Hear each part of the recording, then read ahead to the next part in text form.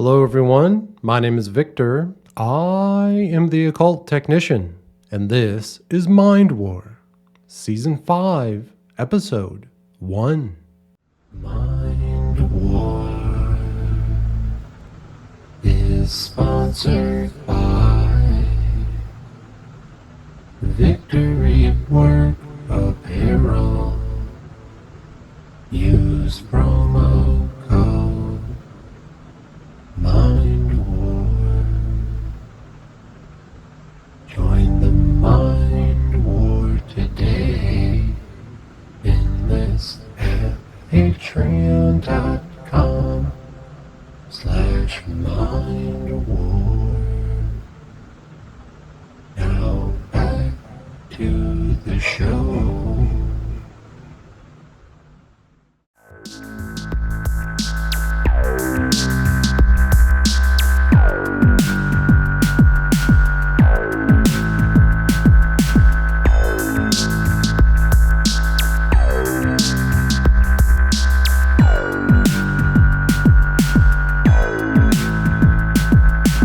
Welcome back to Mind War, folks. I appreciate you being here. We have a lot to cover today, so let's get started.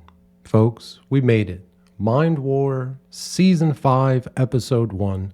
I'm so excited. I appreciate all of you being here and all the hard work that we've done to make it this far.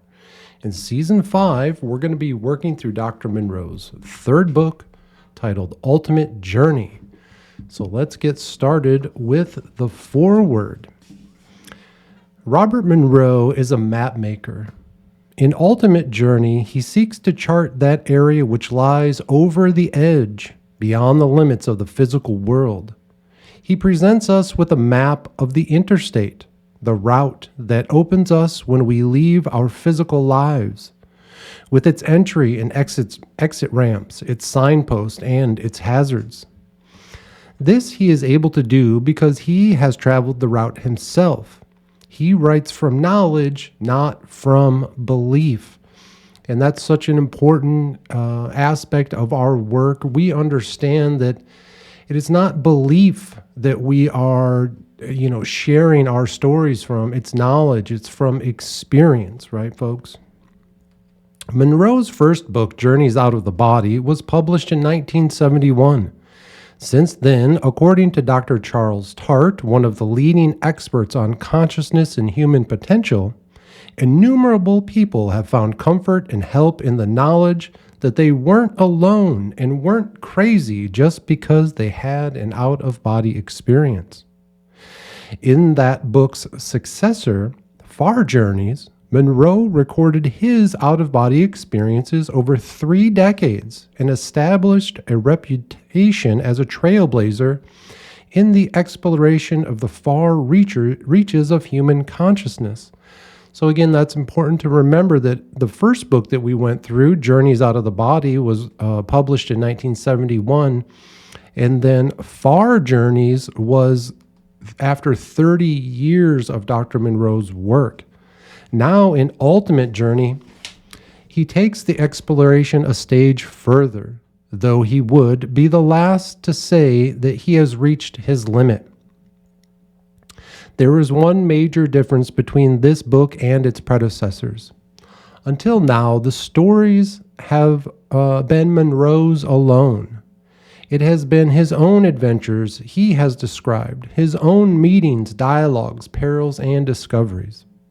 In Ultimate Journey, he tells how he found the route, the new direction, traveled it, and uncovered the reason and the purpose for this pioneering expedition. And most important, he includes the reports of others through his new teaching program, have been able to read the map, follow the direction, and fulfill the same purpose. And again, that's why we're working through Dr. Monroe's books. Again, he's that map maker. He helped us understand how we do the traveling, which routes that we can take, and really just get a better understanding of what it means to have the out-of-body experience and do astral travel. Again, the purpose isn't to recreate his experiences, but to have our own experiences. So the end of the foreword here, it gets a little sad where it talks about Dr. Monroe's wife getting cancer and Monroe really trying to help her in those end stages, understanding what is coming next, right? So that foreword was by Ronald Russell from Cambridge, England. That was the foreword to Ultimate Journey. All right, folks, in chapter 1 of Ultimate Journey is titled The Variable. Fear is the great barrier to human growth. It is said that when we are born into this physical universe, we bring with us only two fears, of loud noise and of falling, both engendered by the birth process. As we grow older, we learn more and more fears so that by the time we reach maturity, we, or most of us, are loaded with them. We have grown physically, but our real growth, the realization of our true potential, has been sadly impeded. So we speak very clearly that there is no fear here in the mind war. We have to put fear aside as we purposely, consciously, and in a volunteer way decide to explore the gateway. Unknowns create fears. We may fear the darkness because we don't know what's there. A physical pain may create fear because we don't know what it may imply. When these unknowns become knowns, the fears diminish and disappear, and we are able to cope with whatever confronts us. All of us have enough unknowns in our lives and enough fears. We have no need to look for more. Yet there are times when we don't have any choice. That's very true, folks. And for those of you that have been following along, early on in my journey here through the spiritual, on my Instagram, you can find a video when I put on the Uncle Vic costume for the very first time.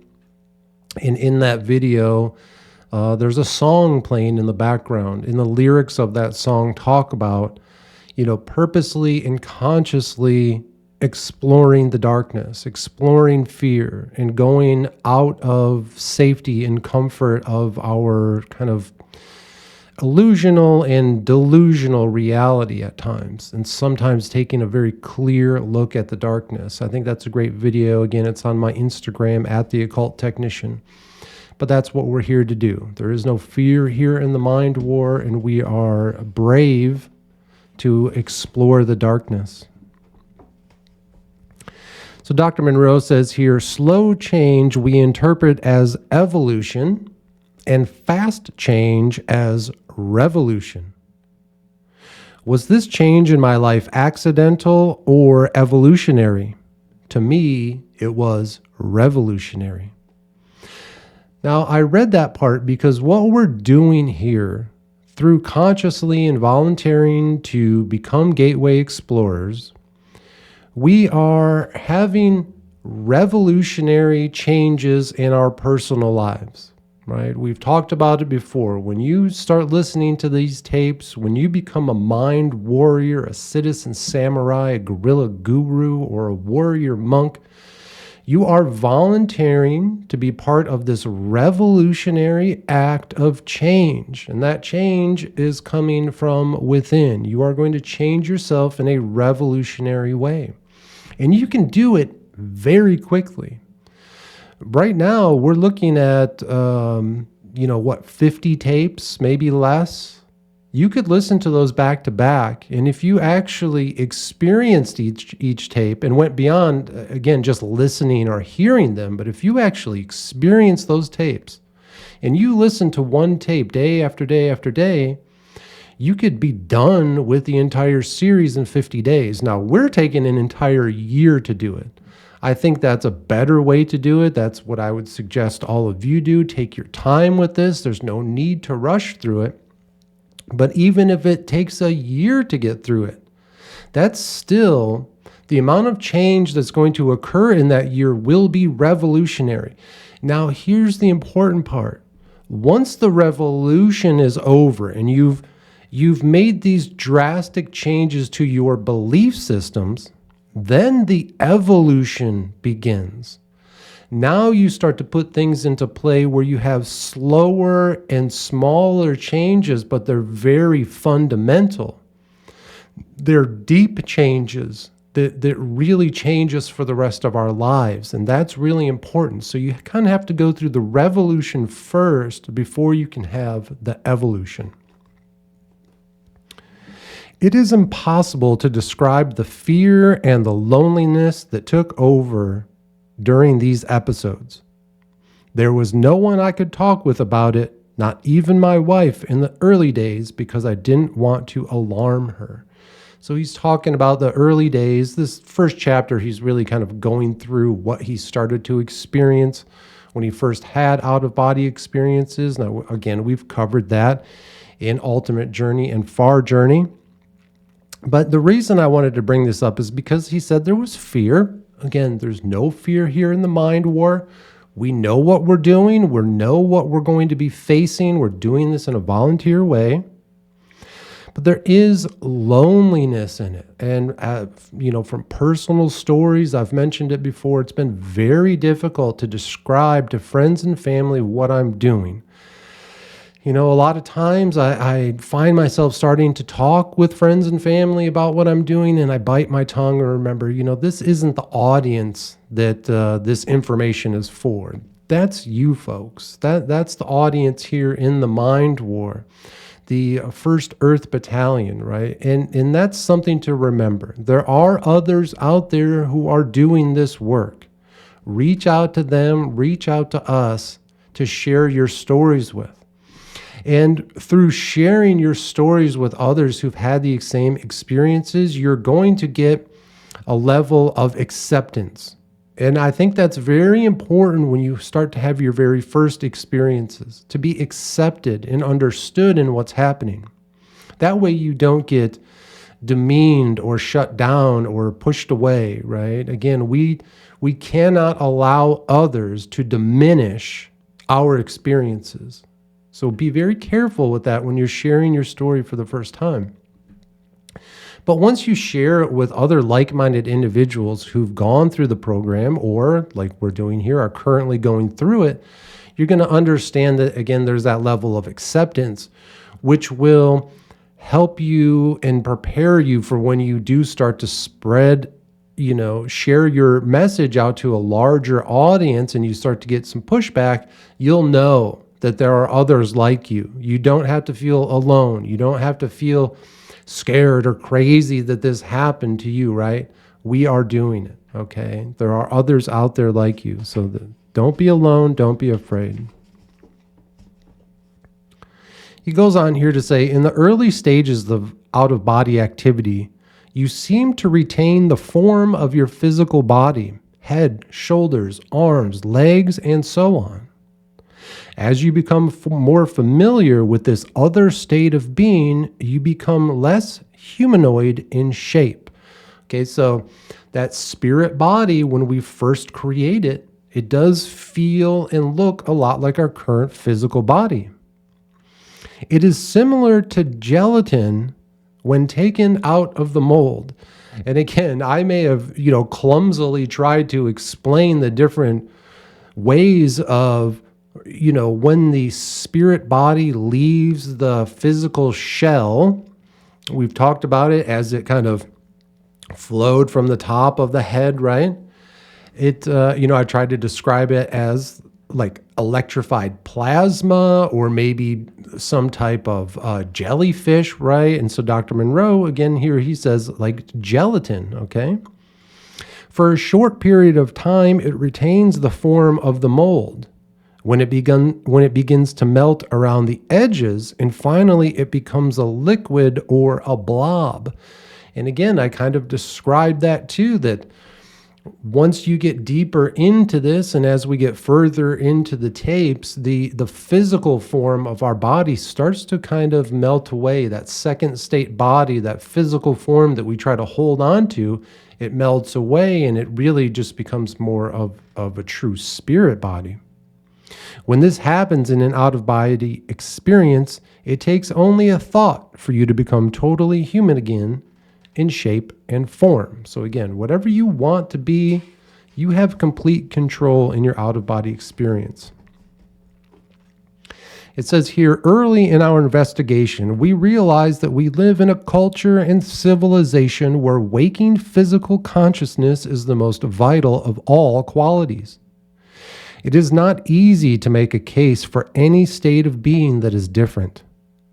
A little inquiry soon produces any number of anomalies which cannot be fitted or answered within the confines of current knowns or belief systems, bearing in mind that belief is a currently popular label for anything that cannot be fully understood or identified.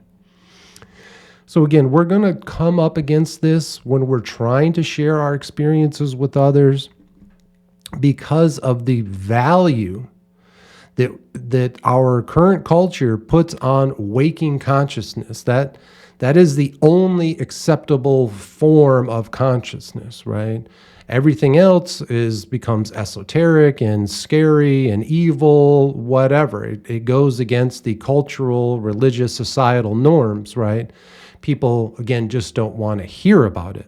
And again, a lot of these people, especially when they come from the religious world, they venerate all sorts of characters in their book who have had these type of experiences, who have lived in different types of states of being, different forms of consciousness. And that's where they did their biggest feats and their wonders and their miracles. But again, when you try to talk to those same religious people and say, today we can do the same thing, again, it's looked at as evil, scary, blasphemous, whatever. We need to get past that. At the Monroe Institute in the 1960s, we began not only historical research into aspects of consciousness, but also study of the out-of-body events, mine and others, Monroe says.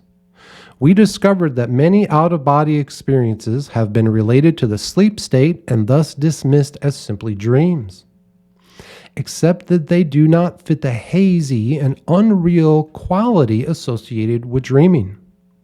Other spontaneous out-of-body experiences have occurred under anesthesia during surgery when the patient found himself 6 or 8 feet above the operating table and later reported accurately what he had heard and saw from this vantage point, a physical impossibility. So again, what we can do here, and I have found that this helps quite a bit, is that when I'm trying to explain to people what the out-of-body experience is, I say, there are countless stories about people who have gone into surgery, gone in under anesthesia, and have had out-of-body experiences where they floated above their body and saw the operating room. We've heard the stories, we've seen them recreated in television countless times, in movies, right? And so people understand that story and they can relate to it because most people, here in the West have kind of heard those type of out-of-body experiences. So when I say what we're doing is we are consciously, in a volunteer way, we are doing this purposely. We are getting into the same state of mind, same state of being that those people who are on the surgery table under anesthesia are. We're doing the exact same thing. We just do it consciously and on purpose. And that has really helped people kind of understand, oh, that's what you're doing. Okay. And it's helped people look very differently at what I'm doing. And it's, again, a good way to help clarify and maybe give some examples of what exactly we do in the Gateway, right? It says our history is full of references to what we now call out-of-body experiences, including the language we use. Okay, so these are different phrases that we use throughout our lives, and we probably, until I kind of read these here, I really started to think about it. Most of us didn't equate these simple phrases that are part of our culture to what these out-of-body experiences really are. And those phrases are this: you are beside yourself, out of your mind, you fall asleep, wake up, and pass out. One of the very few relevant surveys in the past 10 years showed that 25% of our national population recall having at least one spontaneous out-of-body experience.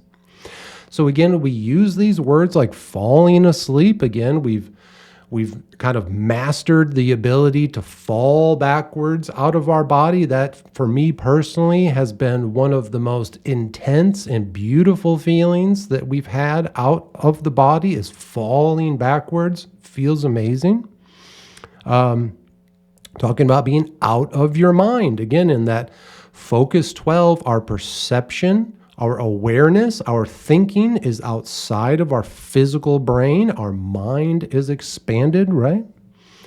And I love this idea that 25% of our nation under a survey has had an out-of-body experience. So again, we're not alone. Until 1970, the whole research effort operated quietly, if not covertly. So again, from the late 50s, when Monroe first started having these experiences, until he started, creating the Monroe Institute and having others come and experience and experiment with him, he said a lot of this was done covertly. And we've talked a lot about that. Sometimes we have to be our own covert secret agents. We have to covertly make these changes in our lives before we go and share them with others. Again, it's part of changing our aristos. Do small changes behind the scenes, part of that self-help. Once those changes have stuck and we see that things are getting better and we're progressing and we're growing, then we can start to share with people how we made those changes. But I could not remain silent forever. With the publication of my first book, Journeys Out of the Body, our work began to attract much more attention. During the 1980s, talks of out-of-body experiences were given at various colleges and universities, on radio and TV, and even at the Smithsonian Institution. So again, back in the 80s, my guess is you could probably find episodes of Oprah and Donahue and all these Geraldo, I think, all these famous characters who had these daily talk shows. My guess is you can find episodes where people were on there talking about out-of-body experiences. He goes on to say, what are the knowns regarding the out-of-body experience? First, while there is nothing new about realizing that you are more than your physical body, you now have the means of proving it to yourself. Very important, okay?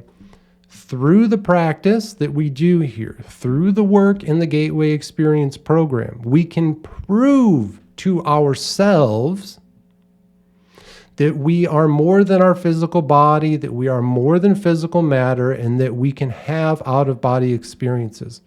Again, the purpose here of the Mind War, and as we go through the Gateway program in this series, it is not to convince you of Dr. Monroe's experiences. It is not to convince you of my experiences.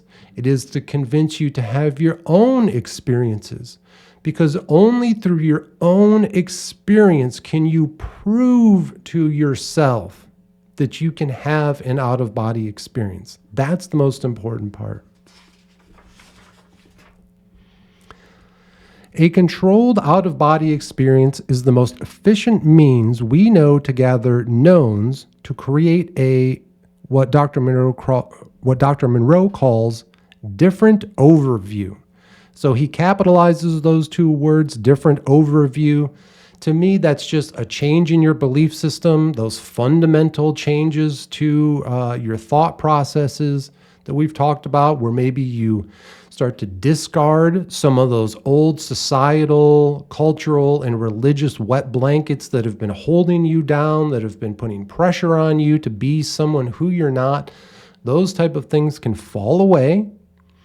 And we create what MZOO again calls different overview, that new belief system, the new paradigm that we're trying to create not only in the world, but individually, because that new paradigm has to start with each one of us. It has to start inside. First, and perhaps more important among these knowns, is survival of physical death.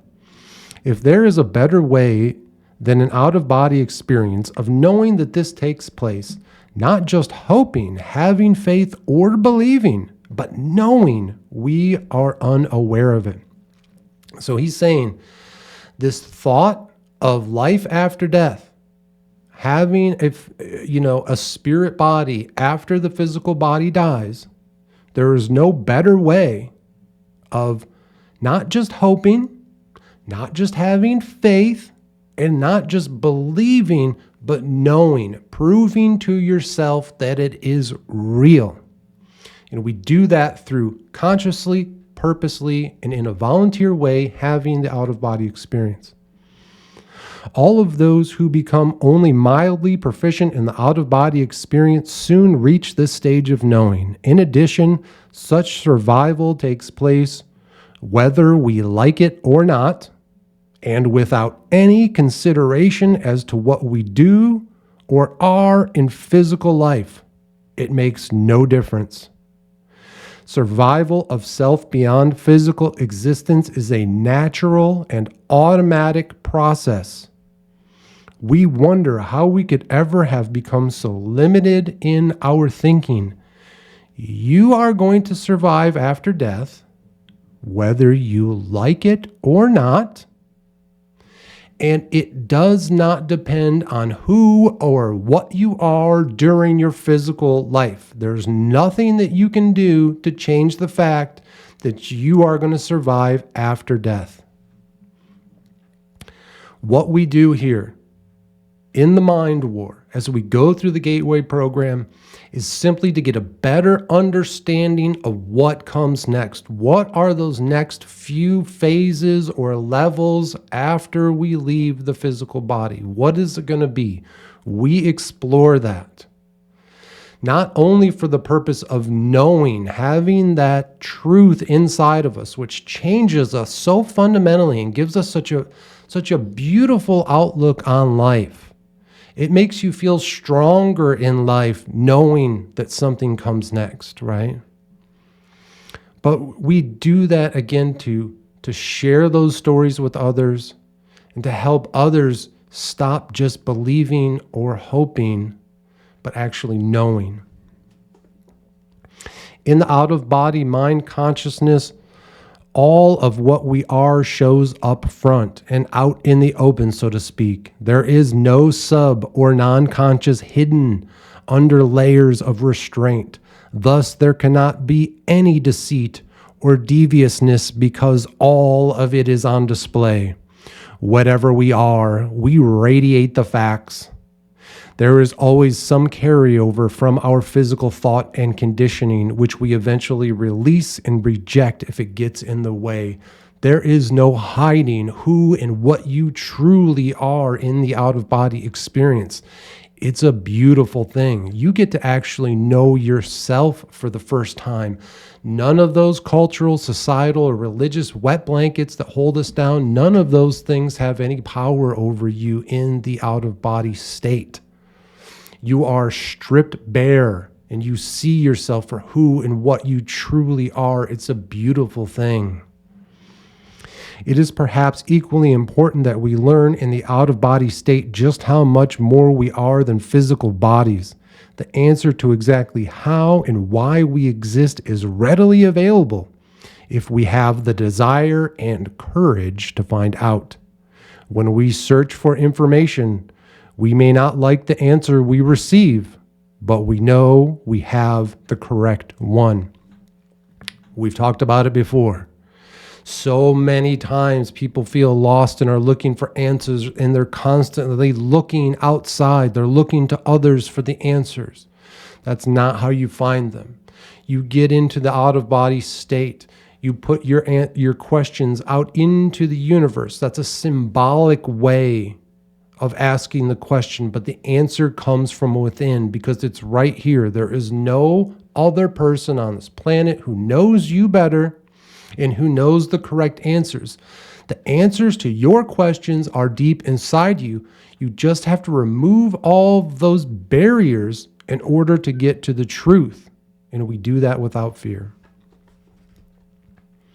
If you want to prove to yourself and to no one else that we survive physical death, you can learn to move into the out-of-body state and seek out a friend, relative, or someone close to you who has recently died. To find them, all you need is to tune in your memory of what that person was or represented. Several such meetings will be enough. You will have proof, not for anyone else, but for you. You will need to make this contact relatively soon after their passing because most of them rapidly lose interest in the life they have just completed. That one sentence is groundbreaking. Dr. Monroe just said that if you have someone close to you, a family, a friend, who has passed away, he's saying that you can have and use the Gateway program to have out-of-body experiences and contact these recently deceased relatives or friends, okay? He says you can contact them and you need to do it quickly after their passing. This is groundbreaking. Just that single paragraph enough could devote a whole area of research, okay? And for those of you who are struggling because someone in your life has just left your life, this may be a way to help you find closure. If this is something that you're going through and you're having difficulty and you need to share that story and you need to talk to somebody about it again, turn to your First Earth Battalion of like-minded individuals. Contact your friend Victor here, the occult technician. My email inbox is always open. You can contact me, email, Instagram, just put a comment under the video. I'll reach back out to you, I promise. You can go anywhere in any time, past or present. Remember that, folks. Or future via out-of-body experiences. You can go directly to any chosen place and observe what is there in detail and what is going on. At your target site, you can move around the area to observe from different perspectives. The only problem is that you cannot pick up physical objects. Your hand goes right through them. So, again, you can travel to any time, past, present, and Monroe says future. And again, I would like to, push back against that a little bit. I'm still solidly in the camp that believes the future has not happened yet. I think that gives more credence to life. I think that makes life more important. The future is what we make of it. Now, I do believe that we can visit the past and maybe even affect the past. Monroe says, if there are intelligent beings in the physical universe, we failed to find them. Either they were hidden, or more likely, we didn't know what to look for. Of course, our exploration was infinitesimal. Perhaps if we had investigated the farther galaxies, we would have met someone out there. One day, maybe one of us will. Okay. Another very interesting paragraph that we could devote a whole other wing of research to. Monroe is talking about his work, again, with the volunteers that have gone through the Gateway program at the Monroe Institute and how they have constantly been looking for other life forms in the universe. Not only did they go throughout our solar system, but he talks about how many people have went far out into the universe and they never found anything any other intelligent life or physical life, but they did find things and they wanted to report it back. But one of the things they said is basically, we got so far out there, we don't even know how to find our way back, right? So one of the things I thought would be interesting is because we keep hearing about this idea of possibly having alien contact at some point, right? And maybe that isn't because little green men come down in spaceships and find us, but maybe this is what happens.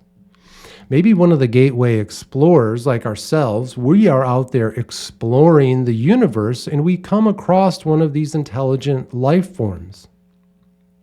And when we do, we might be so far in the universe, we don't know exactly where we are or the path that we got there.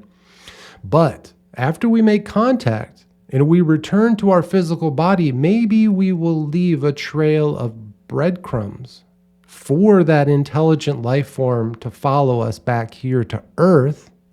And maybe that will be the trigger for the very first alien encounter here on Earth. Ooh. Never be surprised when you return to the physical to find tears running down your cheek. What has happened is that you have gone off the edge of the known map and have returned with some previous important unknowns now converted to knowns. You may or may not convince others of this reality. Most do not try. The individual knowledge is enough. So again, these experiences can be very emotional. I have found myself with tears in my eyes waking up from the tapes, and often when I do, it's out of joy. I've woken up out of these tapes laughing.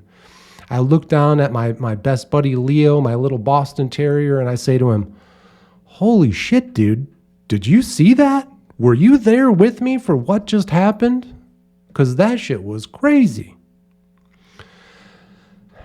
But it is so exciting. It often brings up these emotions where, again, just overwhelming levels of joy, calmness, peace, and tranquility. And again, he goes on here that he says it's going to be very difficult to convince others of what happened. And again, our job here is not to convince you of Monroe's experiences or convince you of my experiences. It's to convince you to have your own experiences, and that's the most important part. So folks, that was the foreword and chapter 1, The Variable, of Dr. Robert Monroe's third book, Ultimate Journey. And we are going to be doing a deep dive into Wave 5 Exploring, Tape 1, Advanced Focus 12, after a word from our sponsor. Mind War is sponsored by Victory Work Apparel. Use promo code Mind War. Welcome back, folks. Let's do our deep dive into Wave 5 Exploring, Tape 1, Advanced Focus 12. Before we get started, in the season finale of season 4, I read through what I believed were some descriptions of what Wave 5 was going to be and what each tape was. And that was from the manual that I got from, I believe, directly from the Monroe Institute. For some reason, those tape descriptions were not at all what these tapes are for Wave 5. So I apologize if that was a little mis or disinformation, but I just wanted to point that out as we go forward with Wave 5 here. So again, with Wave 5, remember, these tapes were created from what I understand 30, almost 40 years after Waves 1 through 4 that were recorded by Dr. Robert Monroe himself. These tapes are, we have a new announcer. It's either going to be Dr. Monroe's wife or his stepson. And you're going to hear right away things sound very different. the audio sounds digital. It's much clearer than it was in the old tapes. The tapes with Dr. Monroe, you can hear kind of the hiss of the tape recorder. You can almost hear him turning the microphone on and off when he goes to talk and things. These, again, are much more digital. They're very clear. We start out, again, with wave sounds, but they add some music into it.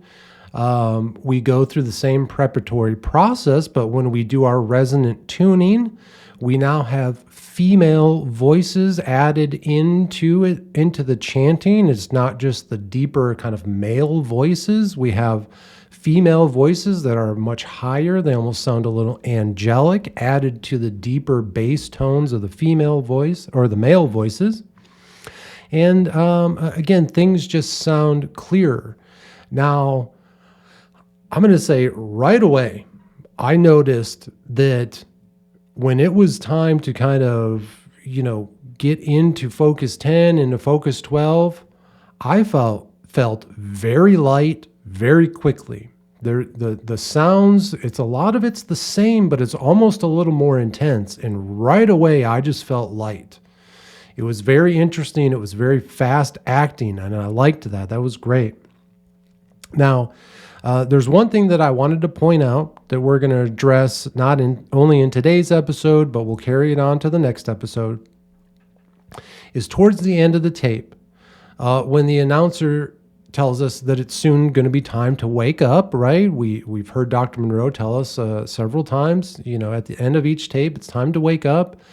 The announcer says, you're going to feel better. Wake up with the way that you know how by saying the number 1, and they say, do it now. So when I was listening to this tape last night, again, with the enhancements of Malabar psilocybin,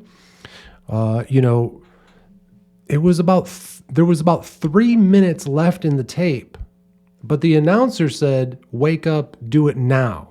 And so normally when I heard that on the tapes wave 1 through 4, as soon as Monroe would say, do it now, I would take off my mask, I would keep the headphones on, but I would wake up and start moving, right? And right as soon as he said that, that alarm noise would start afterwards. The noise, that alarm that's at the end of each tape. But with these tapes, they say, wake up, do it now, but there's still about 3 minutes left in the tape. So what happened last night is that they said, wake up and do it now. So I removed my eye covers and turned the light on, but I found myself still very deep into focus 12, and my arms just fell, and now I'm just staring at the room in focus 12, and the whole room is just vibrating, right? Everything is vibrating. I'm kind of seeing fractals all over the ceiling, on the walls and everything. It was very intense, and I was still deep into a hypnotic state. I fell right back into it. And again, it took another 2 or 3 minutes before the alarm really went off. And when the alarm went off, then I jumped right up and, started taking my notes and things like that. So a little change, a little bit different, but I thought I should bring that up. And in the next episode, we'll talk about kind of how to fix that, right? So I wanted to make sure I covered that part. And so let's read through the tape a little bit and kind of see what we're dealing with here. It says, in this exercise, you will return and reinforce your experience of focus 12. You're going to go through your resonant tuning, your resonant energy balloon, and move into focus 12. It says, now that we're in the expanded state of awareness, you are free to explore, to perceive with your non-physical senses. So again, this is advanced focus 12. We've been in focus 12 countless times. Now we're going into the advanced version of it. And we're going to perceive with our non-physical senses, to observe, to experience. Now, this is kind of where when I went into this tape, I had no purpose. I went in open-minded. Really, the only purpose was to learn what the tape was about, how the new sounds would be, how the new announcer would be, and share that with you. That was my purpose for listening to this tape. I would say if you're going to listen to this tape, I think this is one that we can do over and over and over again, but you should go into it with with a real purpose. Make sure that you have a goal set for when you listen to this tape. And here's some of the suggestions that were given in the instructions. And what happened to me is there were so many, examples of here's what you could do.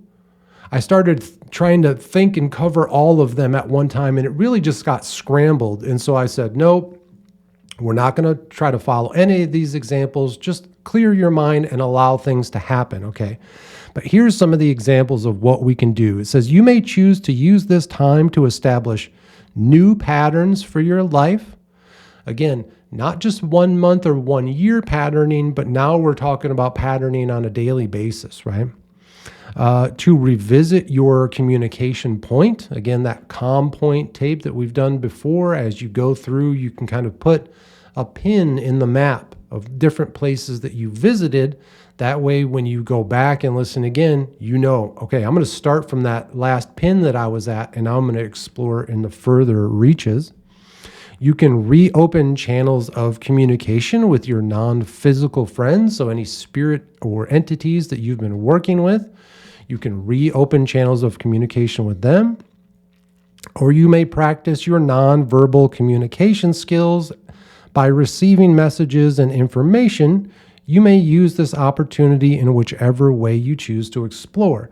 So again, nonverbal communications 1 and 2, those tapes were great. They were very interesting, kind of gave us these new tools of receiving information in different forms. And then the announcer says, I will call you and you will hear and respond when this free flow period is continued or completed. So begin now. You are free to explore.